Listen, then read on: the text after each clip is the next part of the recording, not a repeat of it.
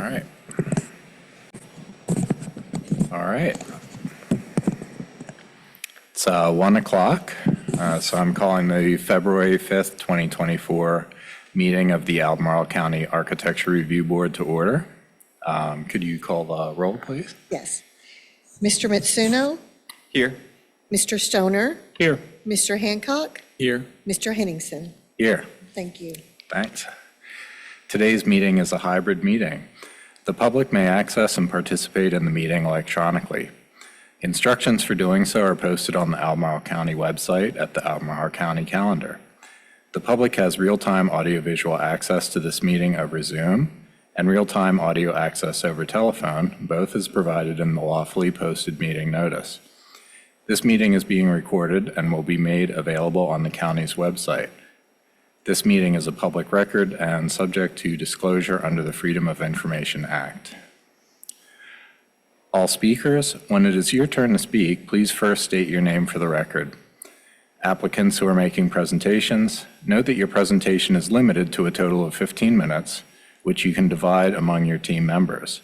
Staff will let us know when the 15 minutes are up. If applicants in the meeting room have team members attending virtually who will need to present, please make that known when you come to the podium. Everyone who is participating virtually, please mute your microphone until it is your turn to speak. Do any ARB members have anything to disclose? Yes. The firm that I'm employed by did some work on the previous iteration of the Flow Honda renovation, so I won't be participating in that part of the conversation. All right, thank you. Nor will I. All right. I don't have any disclosures. I don't either. Are there any members of the public that want to make a comment about a project that is not on the agenda for review?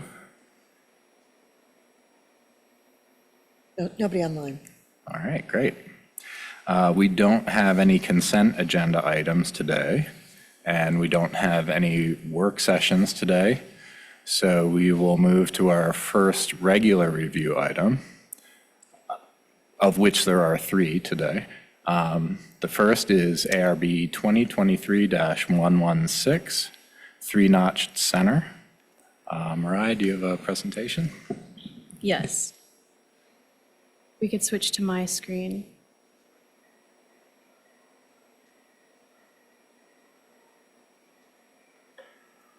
Sorry. Should be there now. Good afternoon, everyone. Mariah Gleason, Senior Planner with Community Development. This is a first review of the architectural plans or architectural designs for ARB 2023-116 3-notch center. Subject property is a single parcel with 2 buildings located at 5368 and 5370 3-notched Road, just west of Music Today and Star Hill Brewery, with downtown Crozet located less than a mile west. 3-notched Road, or Route 240, is a county entrance corridor, and therefore the plans require ARB review. There have been several plans on this parcel to date. The plan shown at the top left is the approved site plan for the parcel, last revised in 2020. Architectural designs for the car wash building located at the northwest corner of the parcel were approved by the ARB in 2013. That building was constructed in 2018. Before that, the ARB approved architectural plans for a large multi-tenant building along the parcel's entrance corridor frontage in 2009. The approved elevations for that are shown to the right. The proposal will replace the previously approved architecture designs for the large multi-tenant building. The proposed building will be a 2-story, primarily brick building with a total of 23,000 square feet, having a building footprint of approximately 16,000 square feet. The configuration of the building shown in the architecture plans does not match the previously approved site plans, and there are some inconsistencies in the building massing and sidewalk within the proposal. The applicant is planning to submit a site plan amendment to approve the new building layout and other site changes, including changes to the parking areas and parking area landscaping. Conditions recommended by staff include submittal of a site plan amendment and also indicate where alignment is needed within the proposed materials. The proposed design is consistent with the historic structures nearby and within the county and is also compatible with the industrial character of the surrounding area. The use of articulated rectangular forms, 1 to 2 stories in building height, and brick, wood, and metal materials promotes a coordinated and attractive appearance along the corridor. There is, however, a concern that storefronts facing the entrance corridor may develop a back of building appearance as patrons utilize entrances located directly from the parking area, resulting in the parking lot side functioning more like a front of building.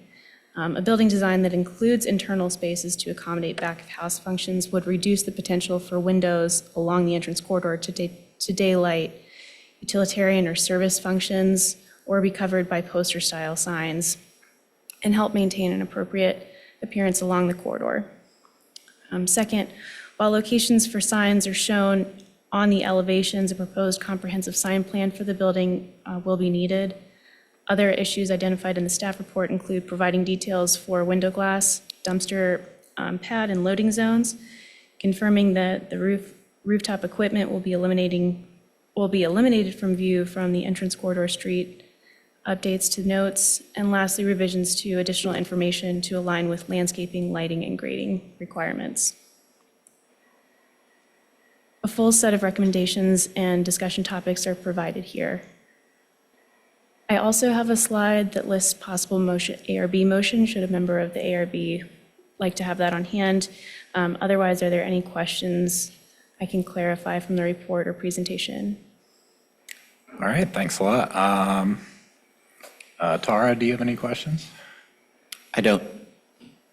Frank Hancock? No, I don't. Thanks, Mariah. Frank? Nope, I don't either. I don't have any questions either. So if the applicant has a presentation.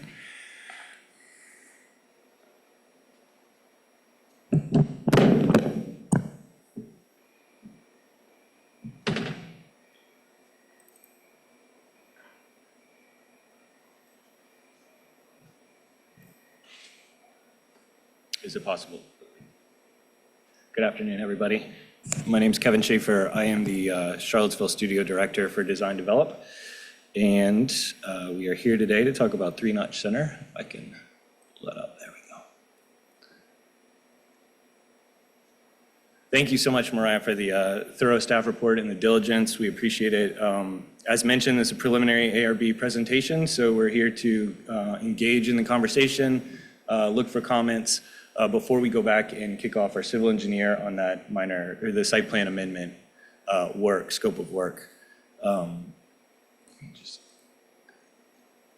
As Mariah mentioned, we do have a relatively significant entitlement process through the project. 2009 was the first site plan approved. At that time, ARB was approved as well. The car wash then came in 2013 and had a site plan amendment associated with that. But in general, the overall strategy and site design and site layout remains the same from the previously approved site plan. And that would be that there's a 30-foot building setback along Three Notch Road and relegated parking to the rear.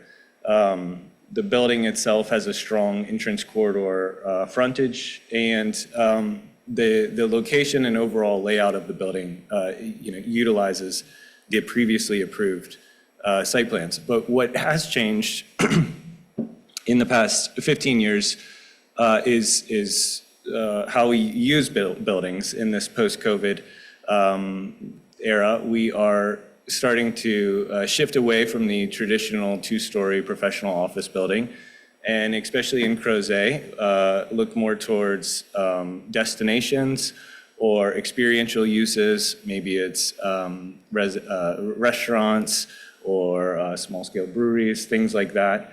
And that change in use and the change in how we use buildings has prompted a redesign of the building, and that redesign of the building has prompted some shifting of the footprint. And before we got too far along with our civil engineer, we just wanted to get this proposal in front of you. So that's just a little bit of a discussion on the process and where we are today. We were pleased with county staff that they seemed favorable to the project and noted in the staff report that the compatibility with the industrial character of the surrounding area and the architectural styles found in downtown Crozet. Indeed, the building massing that's in front of you today, it was kind of a blending of two concepts. One that paid homage to the existing downtown Crozet kind of commercial core right there, and then another one that riffed on the industrial precedents found immediately adjacent, including Barnes Lumber and some of the historic industrial projects around us. The building itself is broken down into 5 primary building forms. It's simple brick boxes with very rhythmic and sort of rational gridding with brick pilasters and fenestration that's of similar sizing, similar proportion. And that's really emphasizing the kind of industrial brick warehouse typology. And I think what's fun and what's compelling is when we interject the retail use with these larger storefront openings that start to break the rules, start to break the rigidity of this typology, and open up the three-notch center a little bit more to the outside, break down the scale, and create a very porous and open storefront and inviting kind of building facade. Additionally, we're creating a cohesive whole through the use of a refined and pretty simple material palette. It's an anodized aluminum storefront and brake metal trim. It's a traditional brick tone, and it's a dark wood kind of material that starts to lend itself to this historic industrial aesthetic. So we're creating a cohesive whole. The main way we are achieving our human scale is through the implementation of these large canopies. And there's numerous canopies, and the canopies are important because the owner desires flexibility within this retail space. Storefronts could grow, change, shift, things like that. And every entrance had a canopy over it, was a desire of the owner. We're still keeping the building from feeling too massive with these pilasters, with traditional detailing over the header and the sill. We are breaking down the mass. The 2-story building helps break down the mass. We get to vary our roof line in the central bays, but also at the end caps where we're anticipating the restaurant use. And then the central entrance in the core is highlighted by the wood material and another change in our roof line. We did want to address staff's comment regarding how do we ensure that the entrance corridor continues to feel like the front of house and not the back of the house. And I think this design has several key elements that are working in its favor to do so. The first, as was mentioned in the staff report, is there is a sidewalk that goes all along 240 on this site plan, and it has several connections back to the building itself. So we are inviting and engaging the pedestrian to utilize this rear side. We're also treating the entrance corridor side. We're also treating this entrance corridor facade like the front facade in that it's getting as much, if not more, storefront. It's getting the deeper canopies, it's getting the signage, the rich detailing that happens on all 4 sides. And so we're really designing it like the front of building, and we are treating it that way through pedestrian connectivity. But maybe that doesn't necessarily satisfy the how do we prevent people from utilizing it as a service zone. One thing I did want to step back and mention was just in this, in the map that's on the screen here, we have over 500 residences within a half-mile walk of this site. As new neighborhoods continue to be developed to the east on 3-Notch Road, and they're already approved, and as downtown Crozet continues to develop and grow to the west, we feel, and the owner feels strongly too, that this is going to become an important pedestrian connectivity route between those. And that planning for that future connectivity as pedestrian infrastructure is added is smart, and it would be short-sighted if we didn't design a building that captured some of that pedestrian connectivity. The thought here is that not everybody is coming to this space as a destination. It could be a pass-through on the way to downtown Crozet, and capturing market and pedestrian users as they do so was important. So, but how do we continue to ensure that the entrance corridor side isn't utilized as the back-of-house service areas? Well, we provide the utility and the maintenance access, or the service access, or the delivery access from the parking lot side. We also have a 5-bay structure that has required shear walls, at each box. And so what that does is that allows for an interior wall that we can start to program with our services. Maybe there's under-slab plumbing in those areas so that it's not forced to the entrance corridor side, and we start to pre-program bathroom locations, storage room locations. On the restaurant end caps, that's certainly the location where we would target the kitchen and things like that. Any utility or landlord access would come from the parking lot side. And so by sort of starting to pre-program the interior of the building, but still remaining flexible for potential tenants, we can start to allay some of those fears regarding the entrance corridor retaining its front feeling. The final note I'll make on that is that we do have the 30-foot building setback, and it will be heavily landscaped based on entrance corridor requirements. And so there is a significant amount of visual screening that will happen between the building and the entrance corridor if there is a poster put on there in some sense. But there's always this tension, right, between relegating our parking to the rear and creating truly a 4-sided building. And I think that relegating the parking to the rear is a smart move. And now we have to just take these kind of design elements and these design cues and do our best to make sure that that doesn't happen, that it becomes a back-of-house thing. And so those are the strides we're making here. And so I think with that, I'll just, again, reiterate, we're coming back with the site plan amendment in hand, but before we got too far down any one path, we just wanted to make sure that this was headed in the right direction, and if there were comments that would create a more efficient process for county staff and for our owner, we'd appreciate them now. So thank you so much, and I'm here to answer any questions. All right. We'll see if any board members have any questions. Frank Stoner, do you have any questions? Yeah, thanks, Kevin. Did you have some pictures early on of the buildings immediately across the street in this area? Or Mariah, do you have those? I don't think we do. Sorry about that. I have your proposal, which has images from surrounding developments. If we could switch to my screen. Yeah, across the street.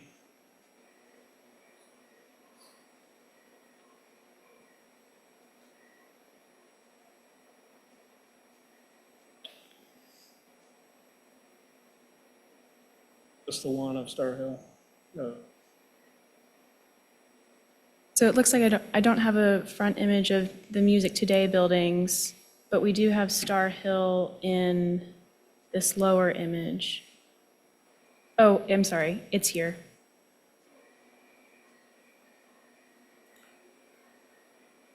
Okay, great, thanks. I don't have any other questions. All right. Frank Hancock. I don't have any questions. Great presentation. Thank you. Tara? I was just wondering if you had a floor plan or anything, just to try to speak to the question of the front of house, back of house issue. I don't have a floor plan, but the shear walls that I was referring to would happen at the building change in height, the roof change in height, and the kind of building articulation of those 5 boxes. Happy to provide a floor plan in our next submission if it helps. All right, thanks. I don't have any questions. So are there any members of the public who would like to make a comment? All right, in that case, the ARB will go into discussion. Tara, we'll start with you, and any comments? Yeah, I was just trying to understand a little bit better about the internal organization of the spaces, if there's a, way that we could, speak to that back of house versus front of house issue. It's a little, without having exact use programmed in that space just yet, I think it's a little hard to say. Overall, I appreciate the presentation. In terms of its overall compatibility, I think it fits into the entrance corridor. I agree with the thought that the way that the overall scheme is organized, it fits in with the industrial character of the site. It's pretty in keeping with the building that's sited alongside an existing railway. I think that all makes sense. I think the other thing is just to note it's a pretty typical note, but just that the mechanical equipment, which is helpfully indicated on the renderings, also be screened per typical ARB process. Overall, I think it's a really nice project. Appreciate your presentation. Thanks. Good, thanks. Frank Hancock? I think this is a great project. I think it's entirely appropriate. I think it does all the things we ask for. I think when you showed the images of the previous application, we've moved from kind of a residential derived building to more, I think, a building that's more contextually appropriate, that responds to, what's happening in this general vicinity, but also kind of further down into the downtown Crozet area. So my only comment was, wonder if it could be taller. I think it could be a taller building, but I think it's really nice. Thanks. Frank? Yeah, thanks. I agree with my other board members who've spoken. I think it's a really nice project. I think this issue of front of house, back of house has manifested itself every time we do one of these or try to do a project that's new urbanist and relegated parking, but the reality is everybody's parking in the back and walking in the back of the building. In this case, I'm not sure it matters. I think I'd be inclined to approve this project if it didn't have any storefront. We're not in a retail district. In some ways, if this was an industrial use, I don't know that we would have an issue with it. I think the fact that it's set back 30 feet from the corridor, again, sort of reduces its impact as a potential retail location. It's going to reduce visibility to the stores that are in the space. So to me, it's kind of the front of the house, back of the house issue is kind of a non-issue for me. I think it's a really nice looking project. All right, thanks a lot. Yeah, and I agree with my fellow board members. I think I tend to agree with you, Frank, that I'm not as concerned about the front versus back issue also. I guess, and this is one of the staff comments, but the visibility of the mechanical units, you were gracious to make the units very prominent in the rendering, so so you know exactly where they're going to be. I would consider maybe locating them on the high roofs and not the low, and just increasing the parapet height, which I think would help with that, even if the mechanical engineer doesn't like that idea very much. But that's all. I think generally very well done. So if we could call up the recommended motion, or I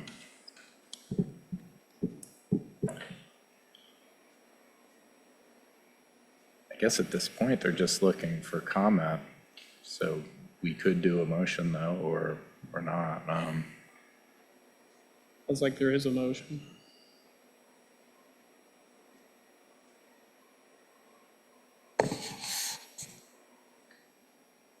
I, So we're trying to move towards getting a motion for every action, so that's what we have on the screen for you today. The potential motion would be to approve the list of changes outlined in the staff report for review at a future ARB meeting.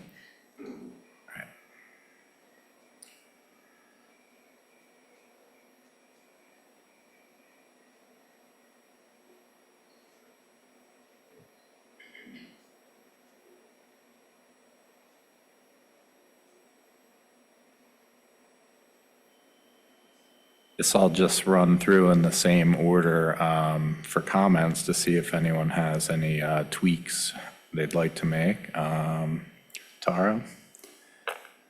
Yeah, I guess the only question is on the first, if we just want to eliminate that item.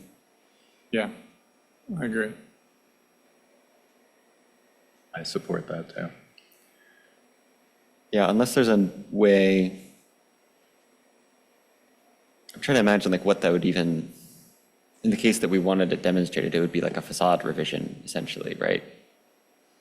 What would you do differently than what they've done? I think that the comments about the You know, the- floor plan, submitting the floor plan with the next submittal would address that comment. Yes. Yeah, I just thought it would be helpful to see, you know, what's the scale of the space that they're proposing? What are the demising walls? What, you know. I mean, it feels like we have a pretty good idea of what's going on in there, but Yeah. Yeah. Given the level of storefront, I mean, the amount of storefront along that facade, that would be one of the things we would usually ask for, would be more fenestration to see.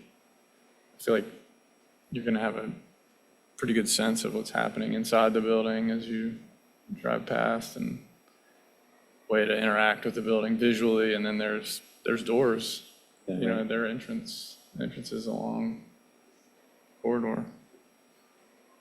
I think the fear is probably that it ends up like Whole Foods, for example, where it sort of orients to the street, but you can't actually go in Yeah. the entrance. I suspect that's what.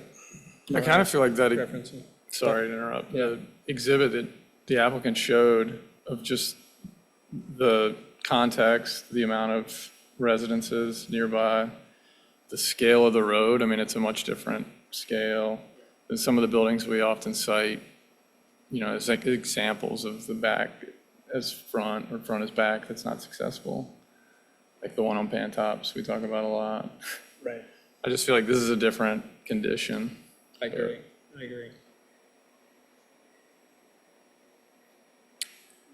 It's not in a retail district, really. It's in an industrial district. So Right. if it was just offices there, I'm not sure I'd have an issue.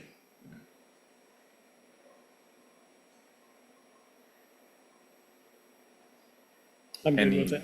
Any additional tweaks or anything? All right, well, in that case, does anybody want to make a motion? I'll move to approve list of changes outlined in the staff report for ARB 2023-116, three-notch center preliminary architectural plan to review at a future ARB meeting amended as follows, and we're going to strike item 1. Otherwise, the rest remains, items 2 through 15 remain the same. I'll second. All right, great. If we could call a vote on that? Mr. Mitsuno, aye. Mr. Stoner, Aye. Mr. Hancock, Aye. Mr. Vanderwerf. No, sorry. Yeah, Mr. Henningsen, the other one. yeah, right. Sorry. Aye.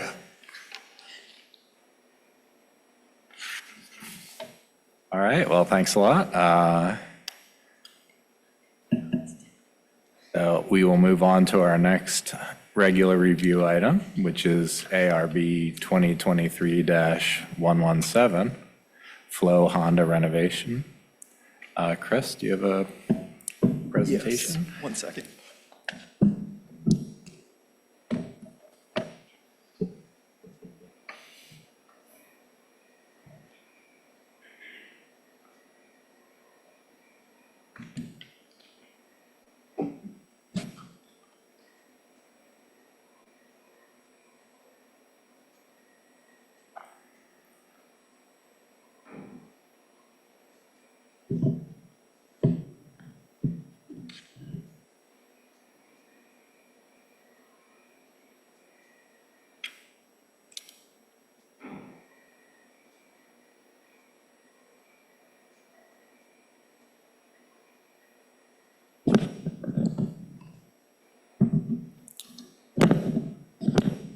The application I'm presenting on today is a preliminary review of the renovation design submitted for the Flow Honda building.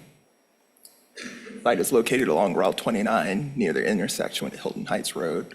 ARB has approved several applications for the site, including 2 special use permits, ARB applications for the original design of Phase 1 and 2 buildings, and ARB applications for the renovations to the Phase 2 building and the northern portion of the Phase 1 building. To orient you within the site, the Phase 1 building is the larger building with structured parking on the right side of the site, and the smaller building on the left is the Phase 2 building for Subaru.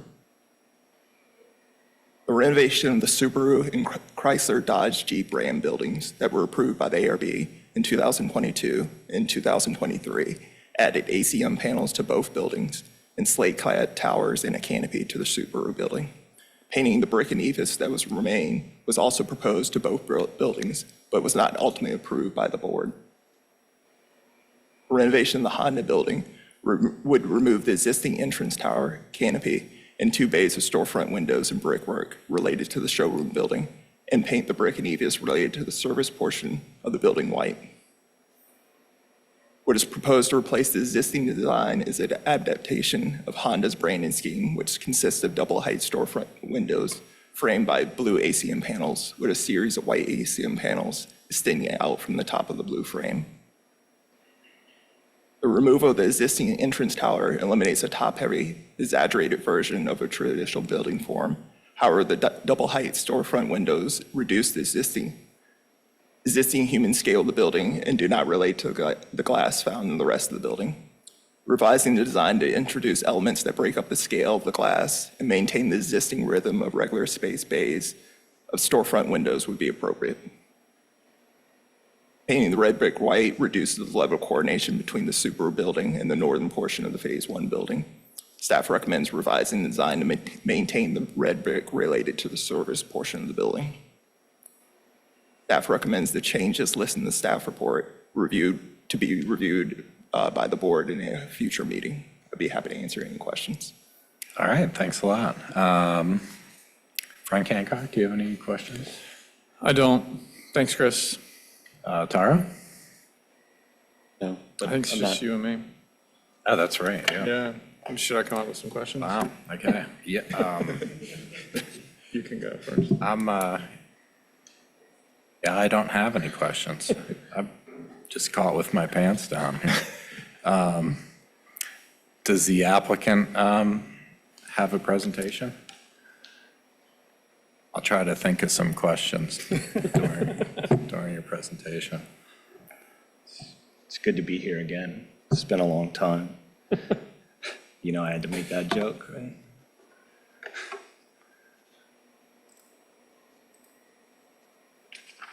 All right. Kevin Schaefer, studio director for the Charlottesville branch of Design Develop. Thank you, Chris. Appreciate the staff report. Appreciate the review, as always. As staff mentioned, we are the third recent review from ARB on this parcel. The first being Subaru, which was recently completed in this past summer. And then CDJR, which went through review this past year and is about to break ground now. And so as Flow continues to improve their physical facilities and go through these brand rejuvenations, the Honda one is next. This is the existing building, as you can see, built in 2003 and feeling perhaps a little bit weathered, showing its age a little bit, maybe a little dated. I think our owner has a few more choice words for it, but in this context here, we'll just say it's showing its age. At some point between 2003 and today, Honda did a renovation and an addition to this front facade, which gave this curved blue mass as the front entry element, and also introduced the wavy canopy element, both of which I think are starting to date the building a little bit as Honda's brand has moved on. And with this ownership change, we have the opportunity to, breathe new life into a big structure along the entrance corridor. One of the things that I think we struggle with when we look at this project is the construction type is very unique. It's a unique construction type to put 2 stories of parking deck on top of 2 stories of showroom and office. And so what ends up happening is that the aesthetic that is presented to the entrance corridor is very much driven by this structural requirement to support 2 stories of parking deck. And so you end up with a very long, low, it's 330 feet long building that fronts the entrance corridor. It's only about 26 feet in height at this parapet wall. It's, obviously less. You're about, I want to say 15 or 16 feet right here at the mansard roof eave line. And the length of the building, the horizontality, is only broken up in these 2 instances, which are a little underwhelming in terms of entrance elements, in terms of establishing a hierarchy and engaging with the visitor, whether it's pedestrian or someone who's parking their car, and noting the entryway is very small for a building that's 330 feet in length and only 25, 26 feet in height.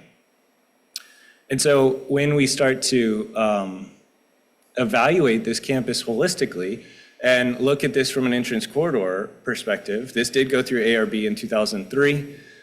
It was approved at that time. I don't know how much the entrance corridor guidelines were updated in 2011, but I think if we holistically looked at this project today, under today's guidelines, we would say it does not meet the intent of the guidelines. And I think the mass is too big. It's not broken up enough. There's not enough, whether it's a unifying motif or something that starts to break down this horizontality. Maybe that's just my opinion. I think it could be presented better. And so the point is, we have an opportunity to have this new interjection, this new renovation. And so we really feel that this Honda element that's marking the front entrance is really beneficial, actually, and is not necessarily a disservice to the human scale, but it's actually an asset to the human scale, because we're increasing this verticality, and this very oppressive, horizontally oriented facade gets at least a moment of relief here at the entrance. Not only that, it does illustrate what's happening behind here. This project is slated for a significant interior renovation as well, and the 2-story adds natural light. It engages with the vehicle going by bringing in some dynamic kind of action into the building. It tells what's happening behind the building. It gives the pedestrian the direction on where to go, where to enter. The canopy itself provides some relief from a pretty static front facade. It adds shade and shadow, and the white elements here are 3 blades of a pergola. So it's adding some dynamicism from the front entrance perspective. And it really goes a long way in just reducing the appearance of these horizontal lines that are the eave spanned as it goes across.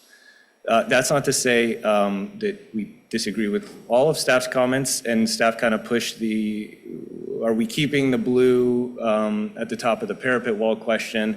And then we ended up taking that potentially a little bit further, and this is different than what's in your presentation, but if we were to keep the red brick, and would we start to reduce the amount of blue in an effort to reduce the trademark perspective? That could be kind of a give and take here that's happening, where the portal, the entry element, the canopy element is deemed to be appropriate in exchange for reducing some of the blue. The service canopy is much more understated now, much less of an architectural element, and really more just a blue line that notes where the vehicle is supposed to go when you get service. And we also are maybe suggesting reducing the amount of blue paint on the eaves header and sill bands, which I think you can see here start to really help with limiting the trademark or the, national brand building that's in the package currently. As we look down here, this is helpful from my perspective. The mansard roof gets broken by the canopy element, which again just starts to provide a single vertical element. In contrast, it's a little bit wider here, and breaking the rules and making a larger storefront here is beneficial in a building that's so rigid and static because of the parking lot structure behind it. There's the T's are a very specific 60 feet apart, and so we have these like very specific structural bays, which are still articulated here. They're not articulated out of brick anymore. They're articulated out of steel and wrapped in an ACM panel, and that's what you're seeing here. But I think that the change in a structure there, going from the heavy brick pilaster and raising it, is beneficial to the building from an entrance corridor guideline perspective. Here's a rendering from the other side, and I think this is when we start to grapple with, and I'm going to present 2 chapters to this presentation now, and this is just a discussion and a conversation that we want to have, and I'm glad that Chris showed the previous submissions and things like that. I know that bringing new things to a presentation is generally frowned upon, but we're hopeful that we can just at least engage in a conversation with you. But as we look down this long facade, to me, it's a CDJR metal panel that's been stuck to a brick facade, and then it's a Honda blue that's been kind of stuck to a brick facade, and these things are a little jarring. And then as you look further down, there's a slate icon tower and a metal panel at Subaru that's been stuck on. And as we look at it from an entrance corridor perspective, this is at the corner of, if you were headed northbound on 29 or you were pulling into Hilton Heights Road, this is where the entrance from Subaru. This is the facade that we're presenting to that entrance corridor. It's simple, it's clean, it's a modern automotive typology. It looks nice from my perspective. But from a southbound on Route 29 perspective, we have the red brick retained and the eave span retained, and from my perspective, it's disjointed. And if our goal is a cohesive whole, and our goal is, a unified building that's thoughtfully composed, to me, this feels like an addition that wasn't completed on the backside. And I think that we have retained the brick, which, yes, is a traditional material, but this is a 2003 brick. It's not particularly handsome. It's not a great brick, I guess. And it's a cream stucco or cream colored eaves, which is streaking and showing its signs of age. So if we were to approach this entire parcel as a campus and start to evaluate it holistically, is there something we would do differently here that would make it adhere more closely to the entrance corridor guidelines? If I were a tourist and I was coming from Monticello into Charlottesville for the first time and I was coming down Pantops and I saw this campus, I would think, wow, that's a really nice campus, really nice project. The massing is appropriate, it is well executed, it feels good on the street, it is thoughtfully and cohesively designed. And so does someone coming from Route 29 kind of feel the same way, and you're coming down on Route 29? Do you look at this building or this campus in the same way and say, oh yeah, that's quite nice, that's new, that's cohesive, that's thoughtfully composed? And could it be, and again, just want to initiate the conversation, could it be something that's more cohesively considered? This is just simply the painting the brick and painting the eaves. And for me, it starts to minimize the brand elements, or soften the brand elements. I think the red brick against the blue Honda, or against a shiny aluminum panel, or even against the slate, seems to be, it's a big contrast. And can we start to make this very long structure de-emphasize the length, de-emphasize the rigidity of it, through an update, which is paint, and start to unify it and bring in that cohesive whole that I think makes for a better entrance corridor experience, and for someone who's passing by on the first time to notice it less, perhaps, in a negative light, or maybe even think, hey, that looks like a nice new automotive dealership.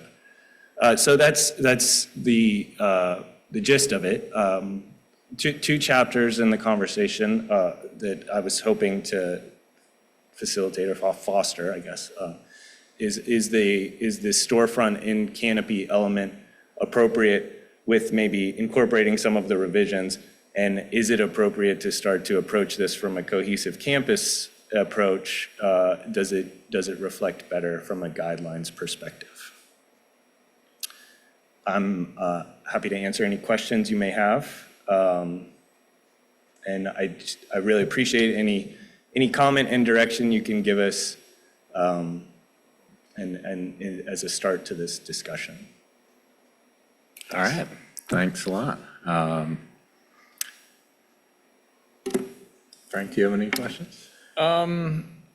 This might be a question for staff. Are we reviewing this cohesive campus approach now, or this was new information? It's new. The cohesive campus approach. Okay, so before, kind of the application before us is the red brick with the new storefront entry expanded. Okay.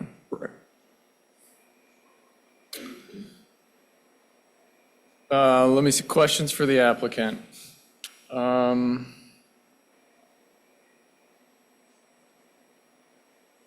don't know that I have any specific questions, but can offer some comments on the cohesive campus approach when we enter into that portion of the meeting. Thank you. I didn't think of any questions during your presentation. So, are there any members of the public that would like to make a comment? None online.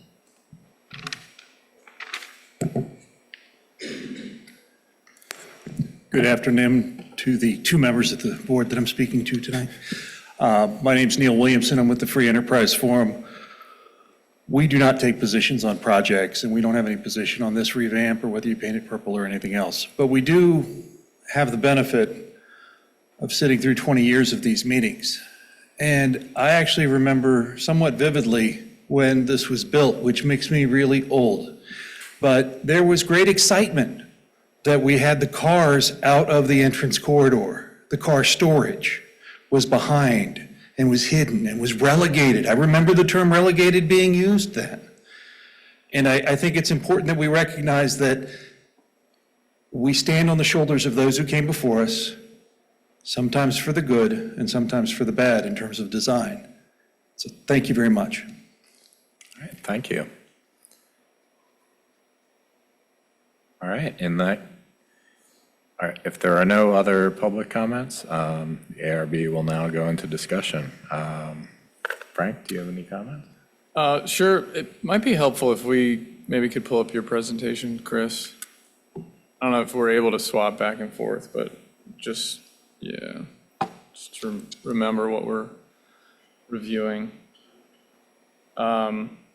Which is tough because I think there's some improvements over that you presented in the cohesive campus approach over this application, but there's also some things in this application that I think are successful. I think generally this is a nice kind of nod to what just happened at the Subaru building. I think that does help tie the two buildings together. I think the storefront, kind of the two-story, I don't have any issues with that as far as if you talk about the scale of this building and the speed at which you view it. I feel like I say that at every meeting, but I think that's a good thing for this building.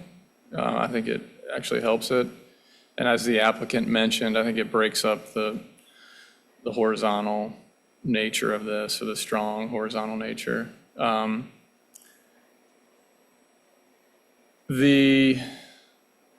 So I agree, like, this is kind of disjointed, the image we're looking at now, and the cohesive campus approach, I think, simplifies some things. And one thing that stood out to me is that while it did simplify some things, that new approach might create more blankness or create a new blankness where this building doesn't have it now. It just felt like everything was the same, especially on that northern end. So I don't know if there's, some accents or some certain elements that are, varied to give it a little more interest. That makes sense. I think,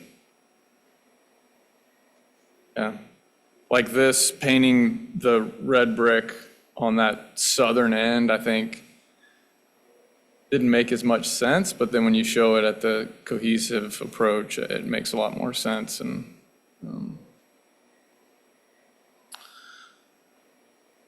you have any comments? Do you want to? Yeah, no, I guess I agree with what you were saying. I in the kind of original materials that we're seeing right here, the white paint on the service corner did seem a little bit incongruous with what's existing and what was going to be left red brick on the rest of the original facade. So actually the updated renderings that you showed that eliminated the blue roof and the white paint on the service area, I felt was a big improvement and addressed some concerns that I had about, what we're seeing in this slide right now. I agree with Frank. I think that two-story entrance, I don't have a problem with it. I think it's obviously a big improvement over what's there now, and kind of as a branded element goes, it's a lot more subtle, in my opinion, than what's there now. So I don't have a problem with that either. I guess my feelings about the consolidated campus is that it's almost like a completely different proposal that would have to be presented as one thing. I think you have a good point.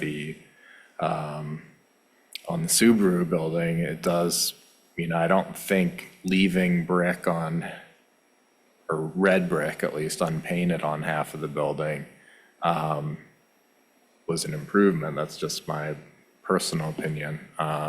So I do think like an overall approach that would kind of update this whole campus as a campus, is worth considering. I don't know that, just getting a big bucket of white paint is, it certainly makes things look more consistent, but, there might need to be a little bit more to it. But I think at least in terms of the updated renderings that you proposed, I think address the concerns that I had about the original proposal. So, and, which were, some of those comments were listed in the staff report too. So, to me, that seemed like a good compromise position.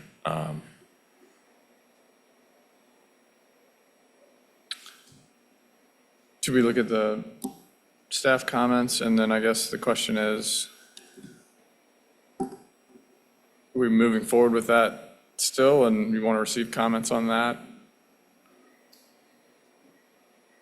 And then I guess you've received comments already on the campus Yeah. approach. I think it maybe, it's just, maybe just to summarize, the two-story canopy element feels appropriate. Revising in a way that starts to eliminate some of the branding elements like we were showing feels appropriate. And there's an openness to the cohesive campus approach, but it needs to be articulated and obviously fleshed out into a proposal. Is that a fair summary? Yes. Yeah, that, Okay. Thank you for engaging. I think it could have easily just been like, we haven't seen this is too much. We could, go back and forth and do that for a long time, but a lot of times just a dialogue is helpful, so thank you. It's nice to see it think about it as a whole thing. I know we've reviewed and approved pieces of it, but I think maybe taking Right. that step back is important. And Right. yeah, just speaking for myself, knowing that it was part of this existing campus, at least when we were looking at that Subaru building, that made it a little bit more difficult to like kind of navigate, how to. There was a phasing and construction sequencing that was going to happen, right? It's not all three are happening at the same time, so then how do we start to, introduce that? Thank you. thank you. All right, well, Frank, do you have any tweaks? It sounded like from your discussion that you wanted to take number 5 out. Yeah, Yes. I support that.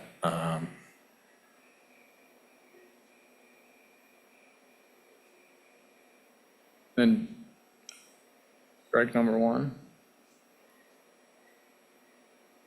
Actually, no, I kind of like number 1, unless I thought that was an improvement over, we had like the original, Yeah, I guess I'm They were gonna thinking in paint it. terms of the the whole cohesive thing. concept. Yeah. That makes sense.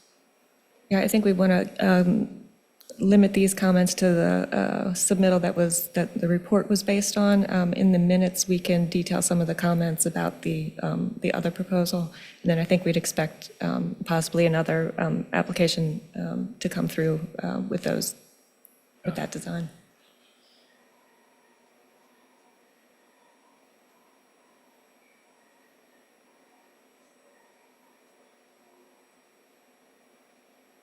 I don't have any additional tweaks.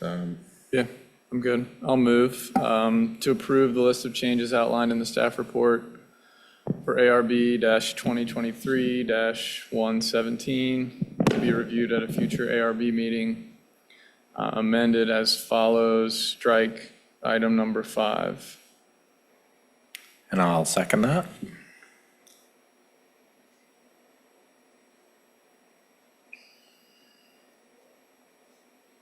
You ready for a vote? Okay. Mr. Henningsen, Aye. Mr. Hancock, Aye. thank you. All right, thanks a lot. All right, so we'll move on to our third and final regular review item, which is ARB-2023-118, Home Depot minor amendment. Margaret, do you have a presentation?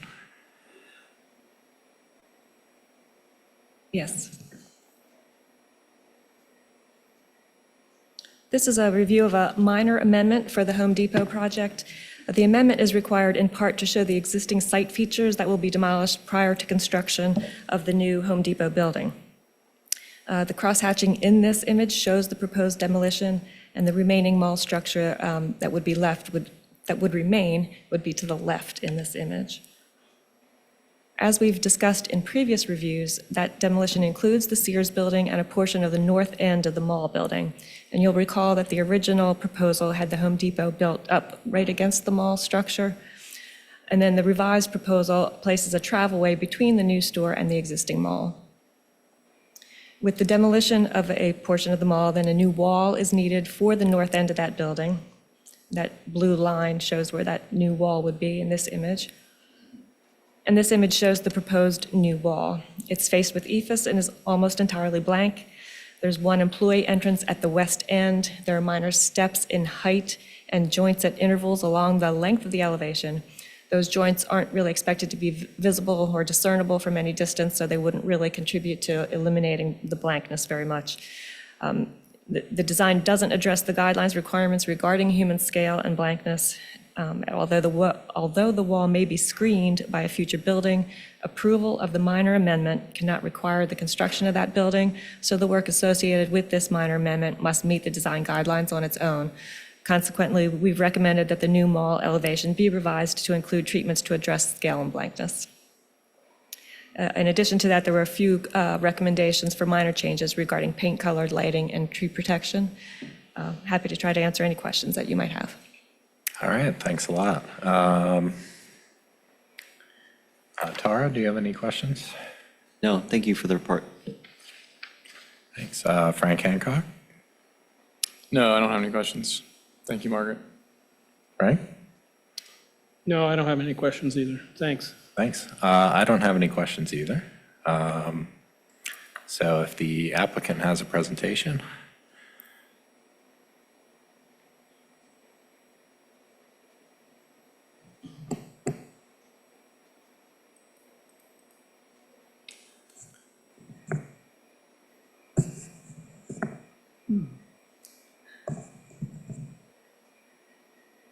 Is that not yours? On my screen, it shows the Home Depot. Well, I've got it on podium that I don't.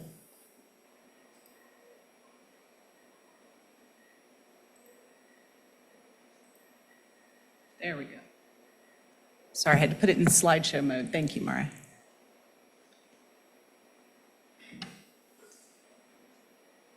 Thank you, Mr. Chairman and members of the board. I'm Valerie Long with Williams Mullen, representing the applicant, Home Depot. We also have several members of our team here today, our civil engineers with Kemley Horn, architects, the project architects. So there's questions that are beyond my scope of knowledge. I'm happy to ask one of them to come up and join us.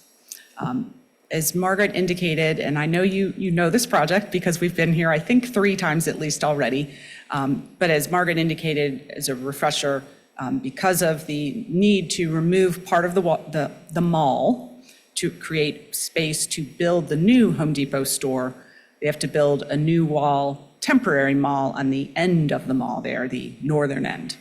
And so it's really, and that's required because for the demolition permit, it was determined that we needed a minor site plan amendment because the existing site plan is from 1979, and it shows the Sears building there, and of course, this segment of the mall. So in order to have the right to demo that Sears building and mall, prior to final site plan approval of the new store, we had to go through this. The need to start this demolition sooner before site plan approval. Final site plan is still under review. We expect it'll take at least several more months. There is a significant, obviously the demolition takes time, and there's also the need to, a lot of other site work, including relocation of underground utility lines. So the goal is to go ahead and start the demolition of the old Sears and of the mall, and start, if not finish, all of the underground utility relocation so that once the final site plan is approved, that construction, the vertical construction, can begin right away. So there's a lot of text on here, I know, but so that's why we're here today.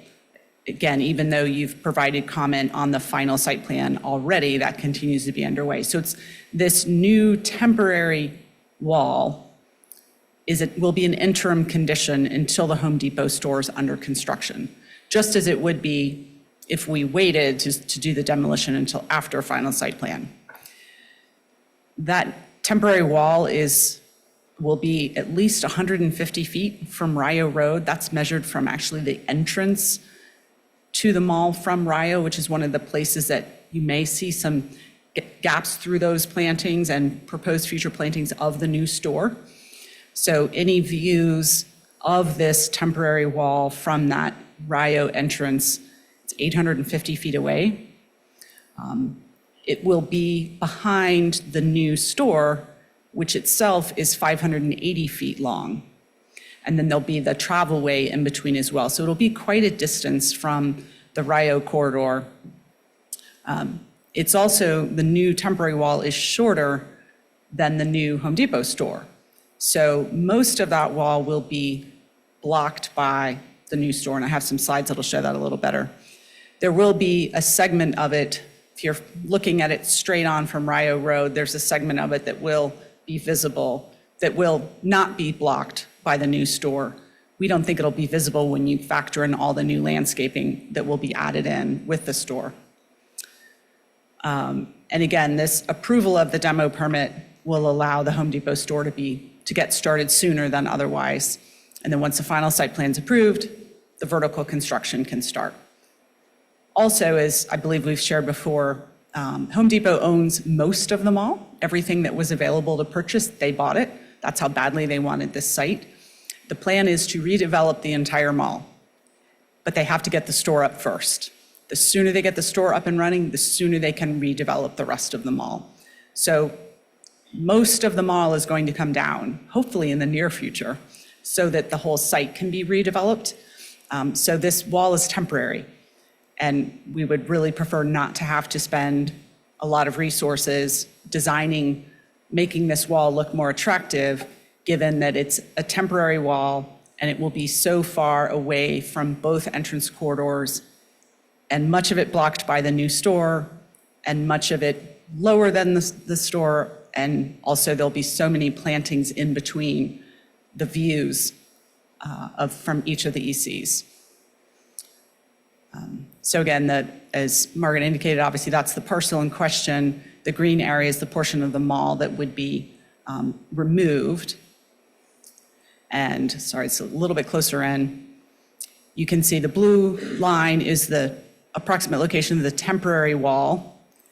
And you can see the two entrances that will remain. That's the Belk entrance, and then this is the one on the back side of the mall that's also an entrance. It's just a slightly different perspective. In this, you can see all of the landscaping that's proposed on the final site plan application, including that which was approved by the ARB. You can see, as you all had recommended or required, there's a more variety of landscaping along Rio. There's lots of new plantings, and there's not proposed to remove any of the existing landscaping. So again, the distance from here to this is about the segment of the wall that will be visible and not blocked by the store or this canopy from Rio. There's a lot of new trees that are going in addition to the ones that are there already.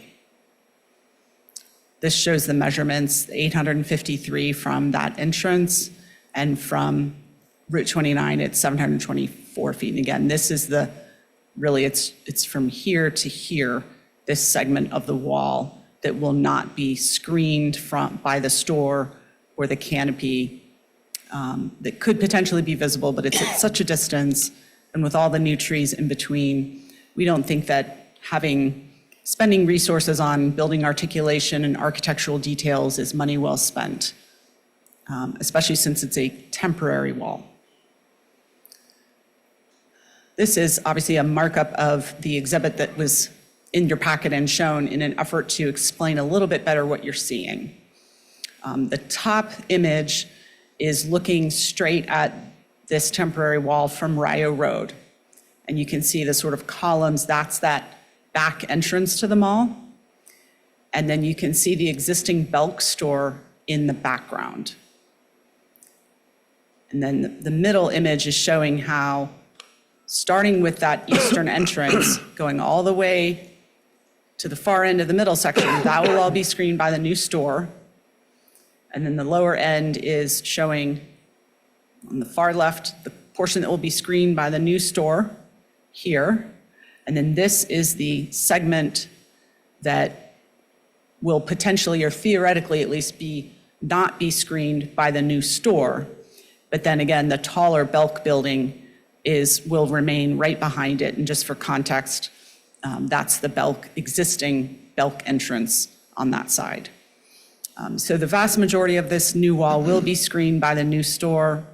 It will be up against the Belk building. And the proposal is that the color of the new temporary wall will match that of the Belk building and other buildings behind. Just for frame of reference, if you haven't been out to the mall lately, which a lot of people haven't, this is that Belk entrance that I was referring to. This is obviously the Red Robin store, and the Home Depot would be off to the left. So we're talking about this area right in here and what goes up against it. Again, this is obviously looking in the opposite direction. This is that Belk entrance, and so the new wall roughly right in this location. So you can see it will be back up against this building, which if you do get up close to it, you can tell it's brick, and there's some articulation, but certainly from a distance, in my opinion, it looks like just a plain blank wall itself. And again, this shows if when you get up close, you can see some brick, but from a distance, it's very difficult to see. This is the back side of the mall building on the east side. So this is part of what would be removed.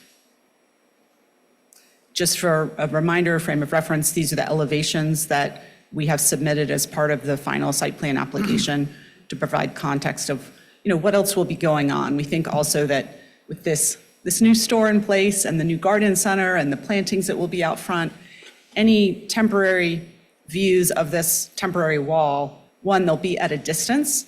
There'll be lots of plantings in between, existing and new. And we think that people's eyes will be drawn to the new store and the new garden center, and that the temporary wall will just blend into the background if one sees it at all. We think it could actually make it stand out more if we added articulation. Again, this is a view from the Route 29 vantage point. It's actually a little bit closer than you'd be from the entrance corridor because it's right on the edge of the parking lot. But just to show frame of reference, looking just left to right in this image, that's the span. We're going to take that whole segment goes away in the mall. So that shows how far away the new temporary wall would be, both from the Route 29 entrance corridor as well as the Rio. And of course, this parking lot will no longer, most of this will not be a sea of parking. Some of this foreground area is not part of the new project yet. That'll be part of the future redevelopment. But there will be a tremendous amount of trees in the parking lot to support the store as required by the final site plan. Again, this is taken from the southbound lanes where we don't think you'd see this new wall at all driving north unless you turn around and looked over your shoulder. Driving south, certainly there's potential to see it, but we think this demonstrates the distance involved and how challenging it would be, even with existing vegetation. As you can see, it's tough to really see through all of that. And we think with the new plantings that will go in, any views of that temporary wall will be brief and so much at a distance that any building articulation or new designs would not really help at all. And again, similar, looking straight at the mall, all of this vegetation will remain, as we've discussed. And then we show on our site plan, this is the area we've talked about in the past about putting some plantings in there if VDOT allows it in their easement area. And then again, just trying to help frame the reference of where that mall is in relation to the rest of the building. So everything to the left of that red arrow will be removed. Again, just showing more visual frame of reference. This is from that point, this is from Rio Road where you would turn into the mall. So you can see the old Sears building in the background. That's where the new store would be. So this obviously doesn't show where the new wall would be, but just again to remind everyone of those existing trees and other plantings will remain and actually be supplemented with new plantings. Same here, you've seen this image many times. That's the Sears building that will go away. The new store will, and garden center will be in the foreground. And again, it's about 850 feet to where that new mall will be.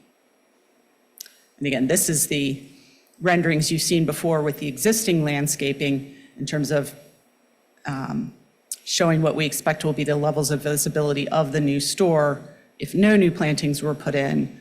But with the new plantings shown on the site plan, it will be much different. And we don't believe, even in the unlikely event that the for whatever reason, the mall has not yet been completely demolished and redeveloped, we don't believe that you would see that wall anyway. And likewise, looking straight at the site from Rio Road with the new plantings.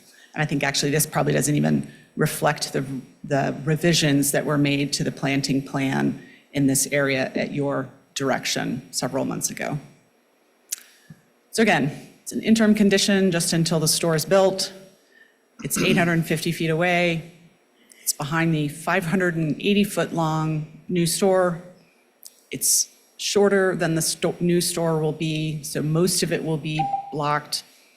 And you'll allow us to do this without having to spend a lot of resources on building articulation and other design. It will help a lot. It's just an interim condition. Thank you, and we'd be happy, of course, to answer any questions. All right, thank you. Frank Stoner, do you have any questions? Thanks for a very comprehensive presentation. Any timetable for redevelopment of the mall? Yes, good question. Home Depot is hoping to start demolition in early June and hoping to start vertical construction in August.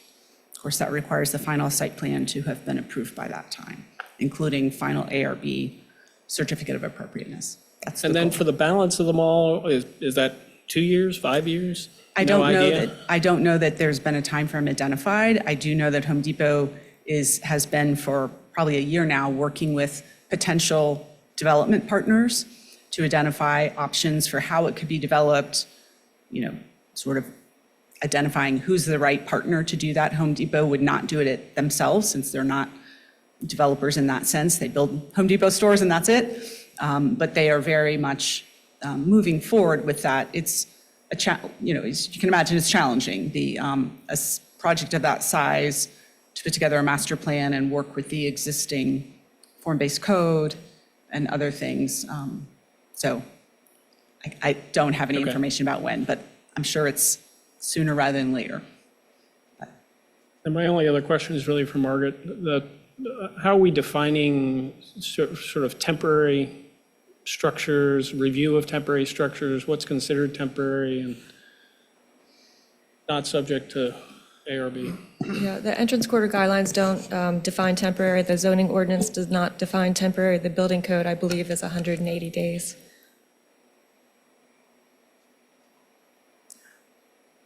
Okay. Great, that's all. All right, Frank, do you have any questions? Will this be up longer than 180 days? Potentially, hopefully. I mean, the wall itself probably will, for sure. Will it be 180 days before vertical construction? Sorry, I should say 180 days between when the Sears store and that portion of the mall is demolished, before the gap between demolition and the new store, I hope will not be 180 days. We can't say for sure, but certainly we hope not, based on the schedule. That's the goal. Yes. Unless they perhaps run into a problem with relocating underground utilities or something like that, unforeseen delays. This is a minor site plan amendment, is that Yes. correct? With this, is there any requirement to do any of the landscaping specifically along Rio, like with this plan amendment? There's not proposed to do that, but that is something we've thought about, if that would help. Okay. And then just curious, the color, this might be a question for the architect, but how we landed on the color to try to match. Sure. In fact, we talked about it before the meeting, that the plan is to show it that it will match. Our concern is that the Pantone colors that would be chosen may not match that which is on the existing building that has 40 years of weathering on it, but that it will match. So I don't know if that helps, but we're happy to have that be the condition and then sort of work on that issue between now and demolition or final site plan, whichever, to identify what is that appropriate color. I'm just curious if it's maybe better if it doesn't match. Oh, I don't know. Interesting. If it looks more blank and if it's all the same. But interesting. obviously it's more of a design decision Yeah. question. but Personally, I was thinking that if it were the same exact color, it would just, to the extent it's visible, blend in with the Belk building that's right behind it and taller than it will be. okay. Great presentation. Definitely a tricky one.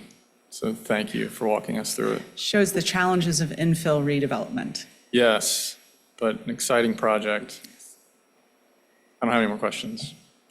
Thanks. Tara? Just so I have it right, it's temporary in the sense that the intention is that at some point the mall itself will be redeveloped and so and it'll demol and that wall. Right. I At some point. just want to clarify that Home Depot does not own the Belk store, the portion that we've been showing in the images, the portion of the Belk that fronts on 29. They don't own that, and they don't own the JCPenney building either. But otherwise, I believe they own everything else in that area. So anything they own and can control, they'll also, I know they've been working very closely with the Belk representatives, and so to the extent, the Belk could go down as well. I'm not sure.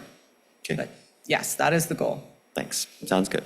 I just didn't want to misrepresent that we were going to take down that JCPenney building because that's under separate ownership and leased to the county. So, All right, thank you. I don't have any questions. So are there any members of the public who want to make a comment? may I add one more point, Mr. Chairman, that I just Yeah. thought about, which is about a comment in the staff report about landscaping along the wall was a suggestion. We would prefer not to do that in order to provide room for landscaping in that area. Either the travelway would have to be reduced in width, which we don't want to do. There's a sidewalk in there, and we want to keep it. It really sets up, as we've talked before, the future grid pattern that the RIO 29 form-based code plan envisions. In order to add more plantings, they'd have to demolish a whole nother bay of the mall building to provide room for landscaping, which creates many challenges with existing tenants in the building. They're fully relocated or in the process of relocating the tenants that are in the portion that will go away. Moving it further will make that even more challenging, and maintaining fire code, emergency exits, and all of those things that are quite challenging to coordinate. So again, we think that given how far away it is and all the other plantings that'll be there, that won't actually provide the benefit. But thank you. Appreciate your indulging me. Thank you. All right, so the ARB will now go into discussion. Tara, do you have any comments?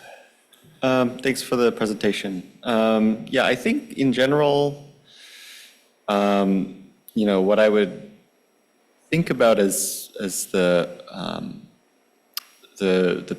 problem around this wall is I think in the most ideal case, it will become a non-issue as the development proceeds, as intended.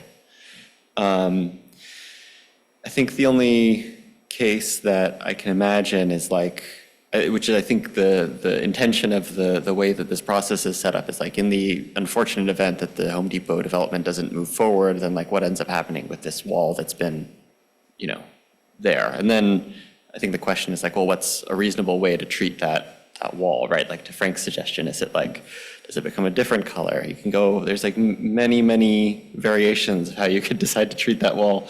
But in general, I think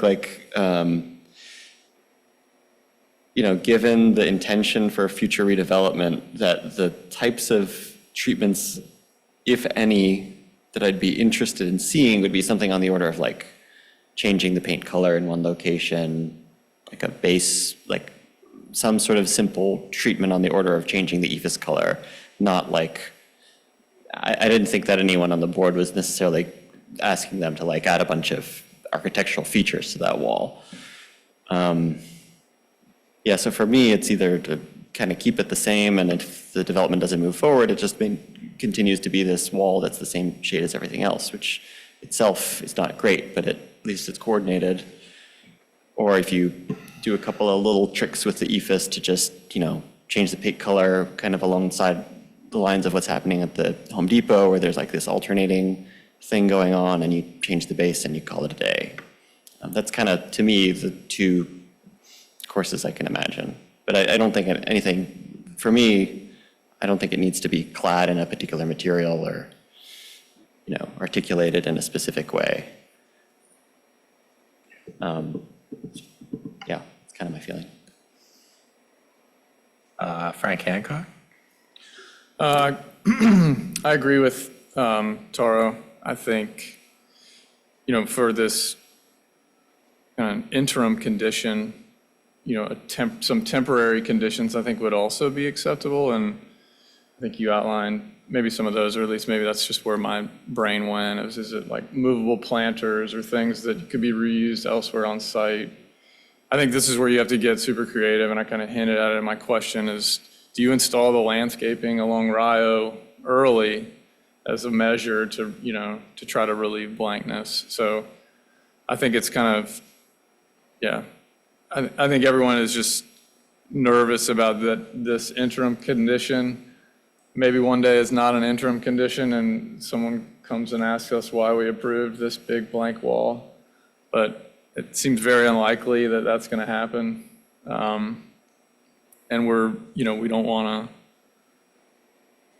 to put any unnecessary burden on the applicant for,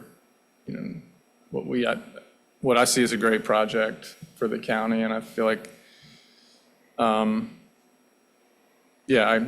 I think kind of some of that creative thinking of how do we use temporary measures, or how do you do very small scale interventions to kind of relieve that blankness for the very limited time it's going to be visible. The other piece, a lot of applicants, really make the effort to kind of show what's actually going to be visible. I know you've shown some of those renderings, but you can make a very strong case of how far away this is, all of the things that are happening between this temporary wall and the entrance corridor. It's when we're presented with a big, long elevation that's all the same color, I think that's what makes us nervous. I don't have any additional comments. All right, thanks, Frank. Yeah, I'm in general agreement. I think, given the distance from the corridor, given the fact that 580 feet of it's not visible, given the fact that the existing context is big blank walls, we're not, I think, I'm not sure it's worth spending a lot of time thinking about how we could make the wall look better, because quite honestly, what's out there is pretty blank. So, yeah, I feel like it's temporary. The owners are going to be incentivized to do something over time, right? So I don't think there's a risk that this is going to be a condition for years and years to come. And for that reason, I would suggest that we approve what's been proposed. I think it's very reasonable. And I mean, again, who wants to spend a ton of money on a temporary wall?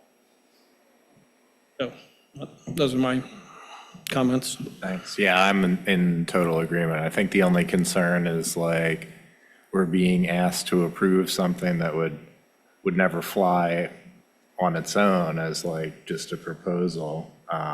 So it comes to me, at least, it's like a question of like, do we have faith that things are going to happen the way, the applicant is saying that they're going to happen? And I think in my case, at least, I have good reason to believe that, yes, this wall eventually will be mostly obscured by a new building, and then eventually will be, demolished with the rest of the wall. So I think investing any more into it than it needs, is probably just a waste of resources. So I think I also support just approving the proposal as it's submitted.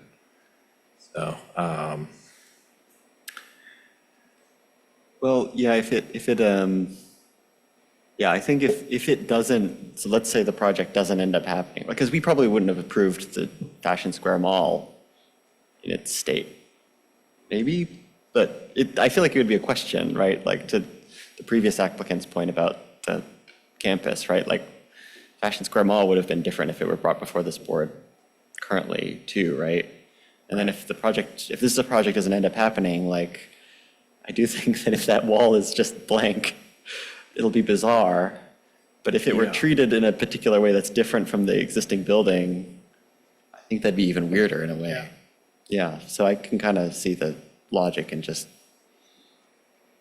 I guess, yeah, that's my thought is because, as Frank pointed out too, and applicant too, it's pretty far from the road too. And there's a lot, at least at the road, there's some screening. And I think in most cases, you're driving past it, it's something that you're seeing kind of off in the distance. I think just blending it into the existing masses is going to kind of downplay it. And that's even in that worst case scenario where nothing happens except this wall and it's just there for 20 years. It's not much different than what's there now. Right. So I don't think anybody's going to, Yeah. as long as it's perceived to be a mall, you expect to see big blank walls. Yeah. Right. If you change the use entirely, then they're going to want to tear that wall down anyway. Yeah.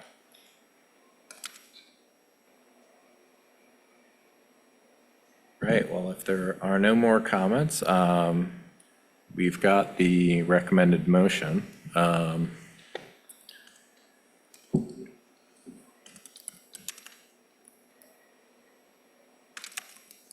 But if It sounds like Can I- you're in agreement that number 1 should be deleted.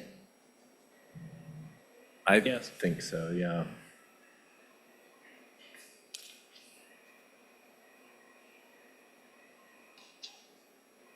This raises a larger question about what the ARB should and should not review in the way of temporary or transitional uses. I guess there's no guide at this point, right, for us. I mean, We have typically not brought to ARB review things that are truly temporary, that, for example, temporary construction trailers, that sort of thing.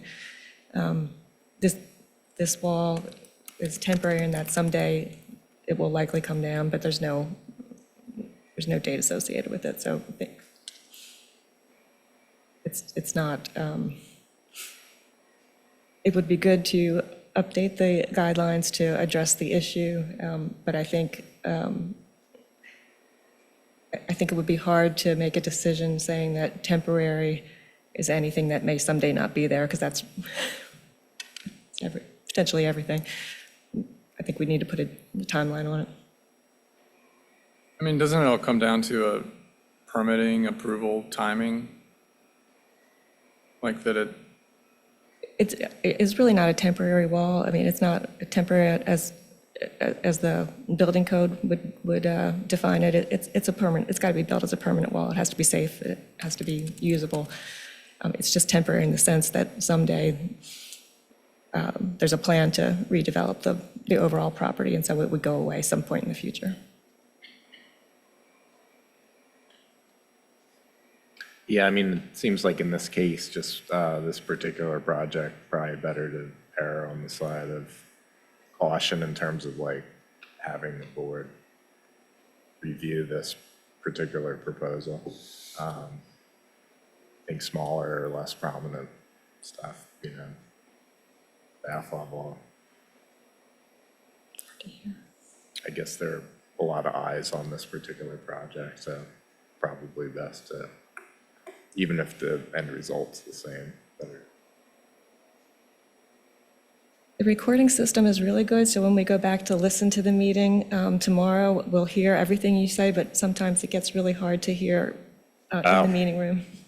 Okay. well, back to the construction trailer, right? Let's say you had a construction site that's 3 years in. I don't think, we still wouldn't review that construction trailer as a ARB review item. You know, and that would probably be wasn't, helpful. that probably, probably shouldn't have used that example, because I'm just now thinking that we actually, those permits do come to us for review, and we may not have been dealing with those consistently. Temporary signs is a better example. Those have a particular time frame associated with them. We do not review those according to the design guidelines.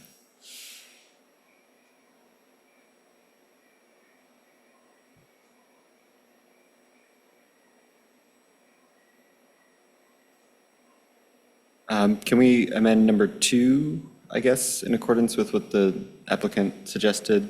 Identify a paint color that will match the color of the existing wall or something, if we're not going to go with the Pantone?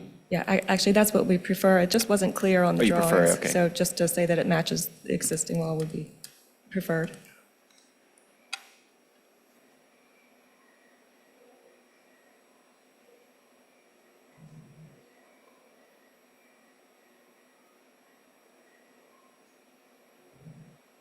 Do we know what the finish of the wall is? The masonry, ephes? Okay.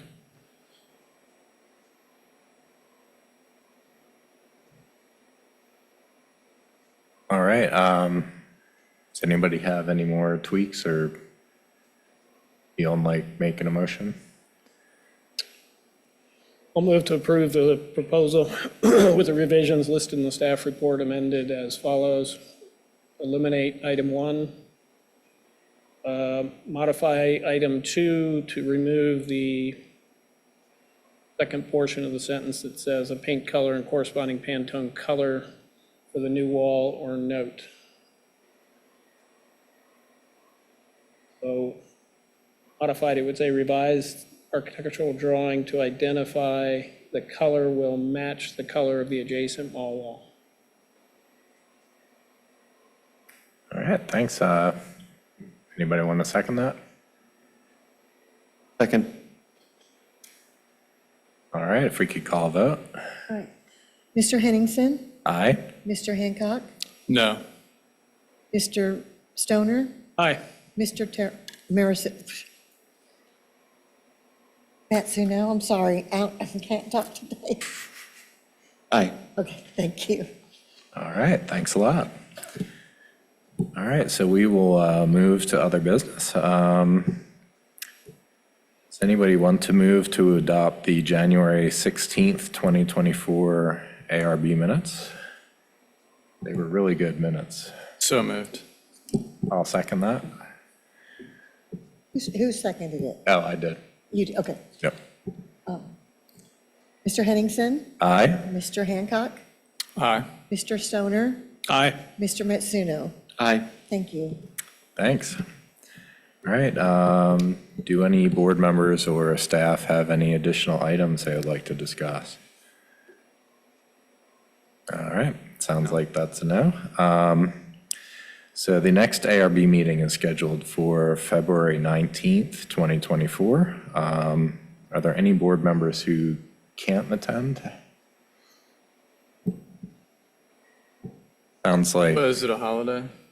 the 19th. County open? County's open. County's open. We'll be here. I'll be here. All right, yeah, it sounds like the 4 of us will be here, and maybe Dade, too. In that case, the meeting is adjourned until our next meeting on February 19th. It's 2:39 by my watch. Thanks a lot.